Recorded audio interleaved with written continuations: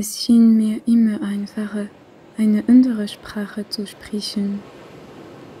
Die Worte sind weniger schwer, weniger kontrolliert. Ich spreche eine andere Sprache, ohne wirklich zu wissen, was ich sage, genauso wie ich nicht wissen kann, wovon ich nachts träumen werde. C'est drôle, on croit aimer la mer. La mer, on ne voit pas le fond.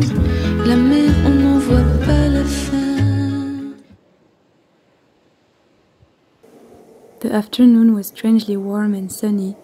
The window was open and the tiny sunny dust was entering everywhere, as if summer was snowing inside.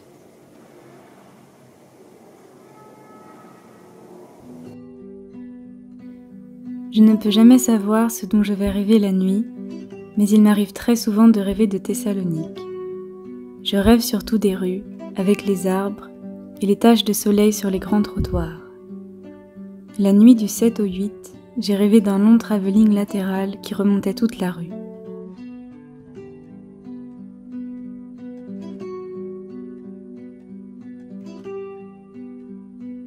One morning, just for fun, he read my horoscope. He read something about buried feeling, but I had heard bird feeling instead. So I asked him, what is a bird feeling? Then we understood the confusion and wondered if the words existed for real. What could a bird feeling be? I thought it might be when the nest feels so soft and comfortable, when you feel good at home but at the same time you want to go beyond the trees, see for yourself what is up in the sky and go on an adventure.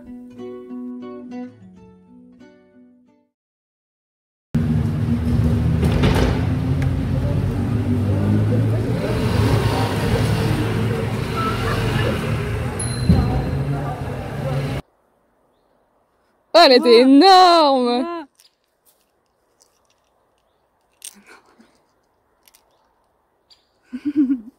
Vite, fais-en une autre!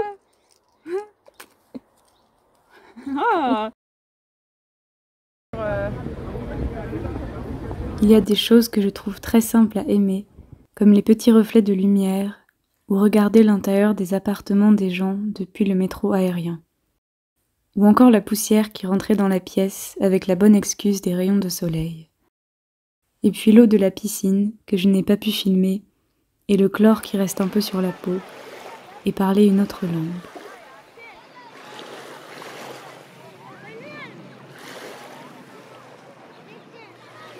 Il y a toujours ce problème d'être une femme, une fille, de devoir être parfaite et de devoir être quelqu'un d'autre. Pour les entretiens d'embauche, je me maquille et je fais semblant. C'est drôle, on croit aimer la mer. La mer, on ne voit pas le fond. La mer, on n'en voit.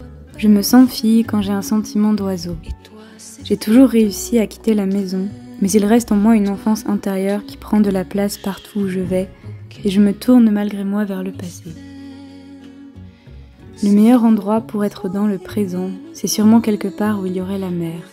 Car une fois dans l'eau, devant soi c'est le bleu et l'horizon, et si l'on se retourne, derrière soi c'est encore le sable et l'eau salée.